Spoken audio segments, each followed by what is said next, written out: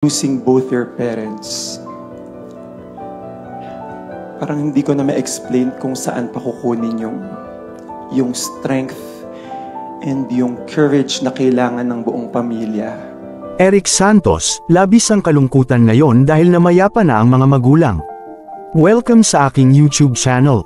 Hindi napigilan ni Eric Santos ang mag-breakdown kahapon sa latest episode ng ASAP dahil sa tribute na mga kanta para sa kanyang mga magulang.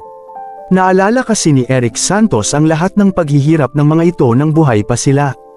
Alam naman nating noong nakaraang taon, ay namayapa ang ina ni Eric dahil sa cancer. Saksi ang mundo kung paano nadama ni Eric Santos ang hinagpis at kalungkutan sa burol ng kanyang ina. Halos hindi siya makakanta noon sa burol, dahil hindi niya tanggap ang katotohanan na wala na ito sa mundong ibabaw. Kaya naman, nang pumanaw ang kanyang ama noong nakaraang buwan, ay hindi ito kinaya ni Eric Santos. Namatay ang kanyang ama dahil sa lung cancer. Sunod-sunod nga ang dagok at problema na kinaharap ni Eric Santos sa mga nakalipas na buwan, kaya naman labis ang kanyang pagtatanong sa Diyos, kung bakit sunod-sunod na kinuha ang kanyang mga magulang.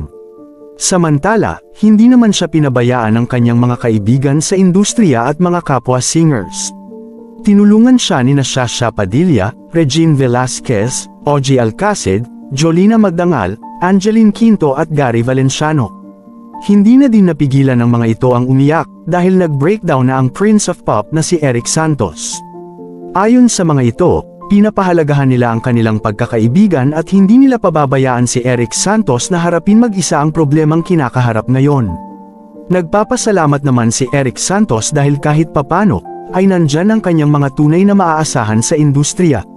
Inamin ni Eric na manhid ang kanyang nararamdaman ngayon, at parang nawawalan siya ng gana sa buhay.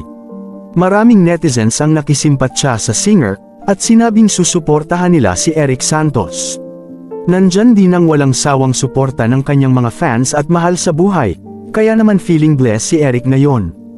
Hiling ng aktor, malagpasan niya ang pagsubok na ito ng kanyang buhay.